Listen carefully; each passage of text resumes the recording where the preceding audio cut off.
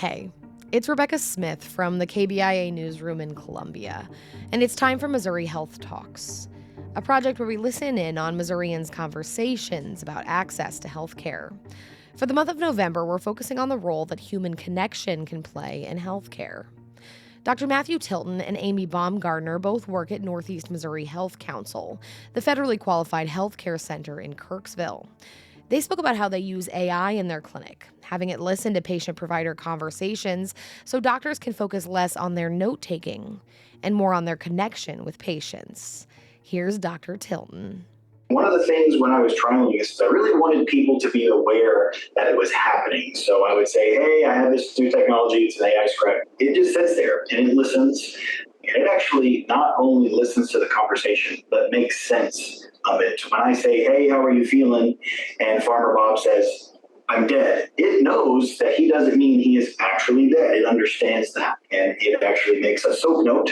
That's a term we use in the healthcare community to describe a physician's note. And it makes a template that we then review. We make sure everything is correct, and then we sign off on it. It allows us to have more interaction with the patient, that classic eye contact that we were taught in medical school that we didn't get to do for so long because we were on the computer. We get to have that back now. I get to have an actual conversation.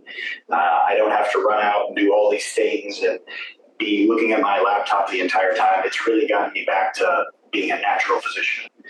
We do not currently use any type of clinical decision-making technology within our AI system.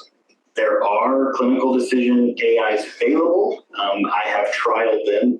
They seem to work very well for what I call cookbook medicine. Very simple. With a lot of complexity, which a lot of our patients do have, it becomes much less useful, I'm going to say. It doesn't have the ability to really assess the patient's interest. It doesn't know what the patient's compliance is going to be. It doesn't know if they can afford a medication. It just really can't do that human aspect that the physician can.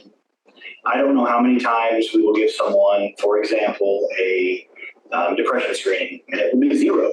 And as I talk to them, I see that they are dealing with some depression or some anxiety.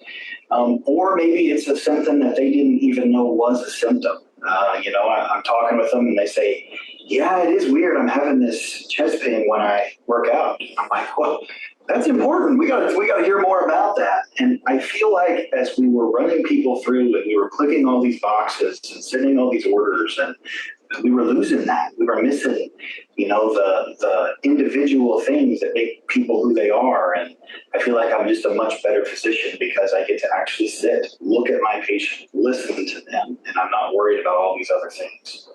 To tag on to that, Dr. Tilton is very approachable with his patients. If he says it, they trust him. So there's that relationship that he's built with his patients too. So when he says, this is just a tool that I'm using and, it's going to help me today, they believe that and they know that and they're okay with that. That was Amy Baumgartner and Dr. Matthew Tilton with Northeast Missouri Health Council in Kirksville, speaking about the use of AI ambient listening in their clinic. They expect to roll out the tool throughout their entire clinic in the next few months. That's it for this week's Missouri Health Talks. Tune in next week for more conversations from throughout the state about health and access. I'm Rebecca Smith. Thanks for listening.